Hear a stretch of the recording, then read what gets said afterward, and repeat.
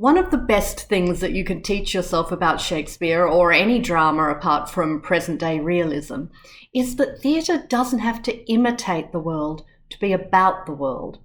And the best place to learn that is Twelfth Night.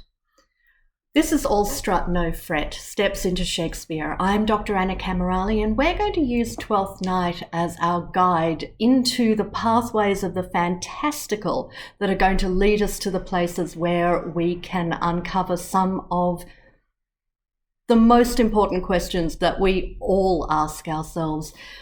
How do I even know if this is love? How do I know if this person is the one?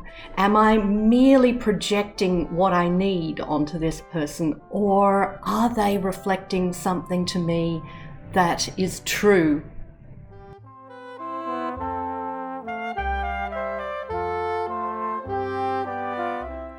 In each of my videos, we've been looking at this list of 5 steps which are designed to help you walk on your own with Shakespeare, so you don't need someone to tell you what it means. You can figure it out yourself by doing these things.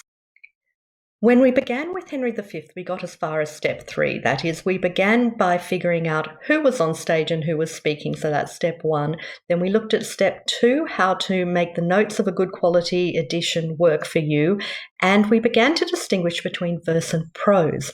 Then when we moved on to Romeo and Juliet, we began to really dig into why the verse-prose delineation matters. We took some examples of speeches that were written in verse, and we began to learn some of the tricks about how to break those down to understand how looking at the scansion, that is the rhythm of the line, helps us know how to say the line, and how knowing how to say the line is going to get us inside the meaning. Now we're here at Twelfth Night. We're finally at the point where we're ready to dig into step 5 and see what reading aloud can do to help you feel inside the text and like it is truly speaking through and to you.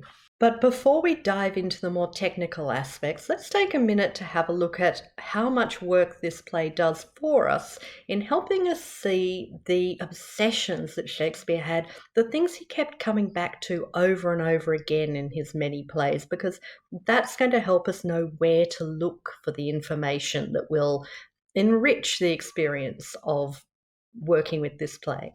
So our first step, who is speaking to whom, in this case, is largely going to be based around figuring out where someone belongs in the structure of the plot.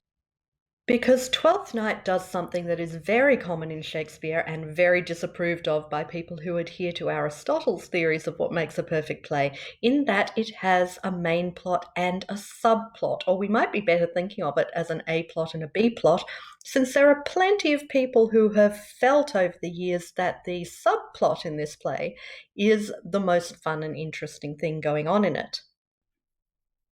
Twelfth Night kind of has a high love plot generated by Viola's male disguise, which means she can't confess her feelings for Orsino to him, and she can't respond to Olivia's feelings for her in a way that is considered socially acceptable at the time, and a low love plot where we see Malvolio having inappropriate for his class feelings for Olivia and aspirations that are laughable in someone of his class. So people who like to analyse class get a lot out of this play.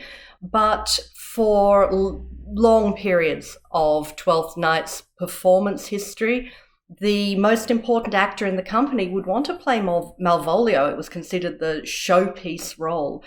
This is roughly how you might group the characters in your mind in order to keep track of them, with the triangle, the love triangle of Viola, Orsino and Olivia at the top, with the key to unlocking that triangle and solving it, Sebastian and Antonio kind of grouped with them, and then with that secondary plot down there with Sir Toby, Sir Andrew, Maria, the spare servant Fabian and the fool Feste, all arrayed against Malvolio.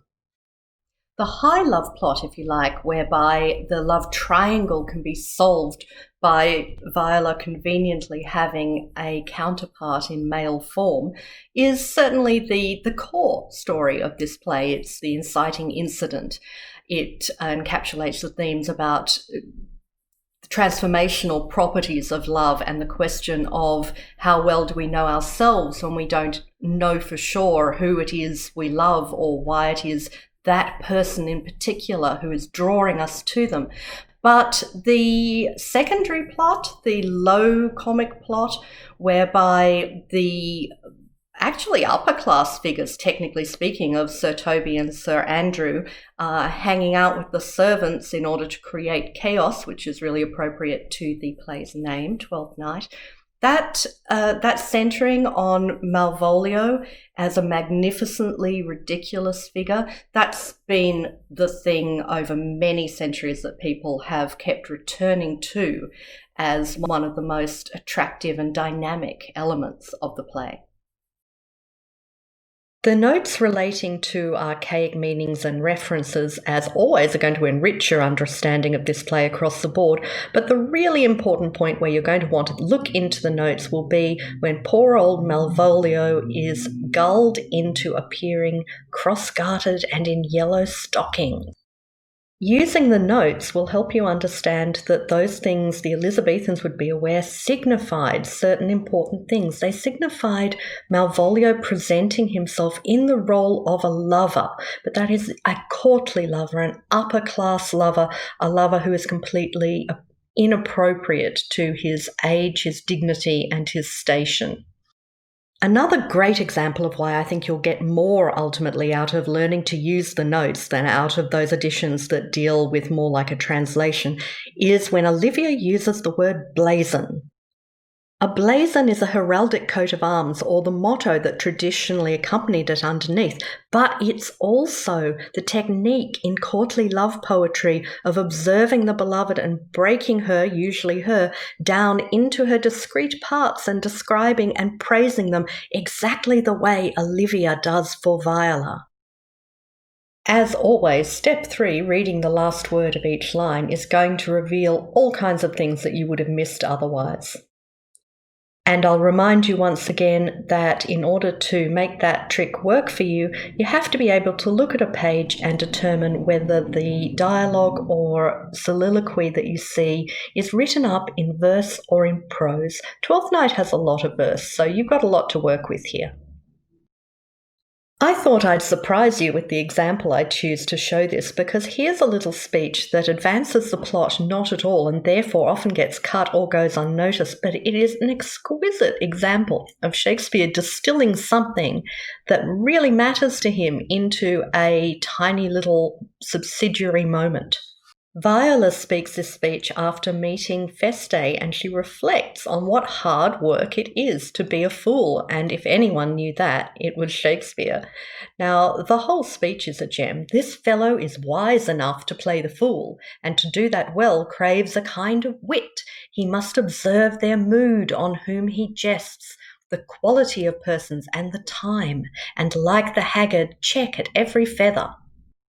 Now, I'd love you to take the trouble to look into the notes to find out why the haggard is significant and all this tradition of playing with the balance between wit and wisdom. But let's just see what we get out of it just by reading the final word of each line. In that case, we get fool, wit, jests, time, feather, practice, art, fit, wit. And obviously there you won't get the full understanding or cleverness of that speech, but right away you're taken to the heart of its subject matter, the important things in it, and the sense of what Shakespeare wanted you to take away from it, which is that artful balance between wit and wisdom and folly.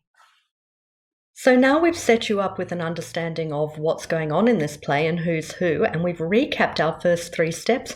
We're ready now in the remaining videos to get right into the heart of making the scansion work for you and the joys of what it will give you when you finally read these speeches aloud.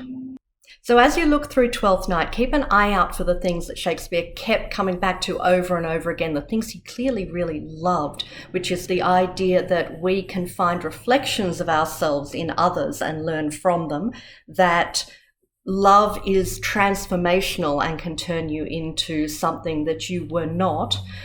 And the idea, above all, that marginalized people, particularly fools, are where you are going to find life's most fundamental truths.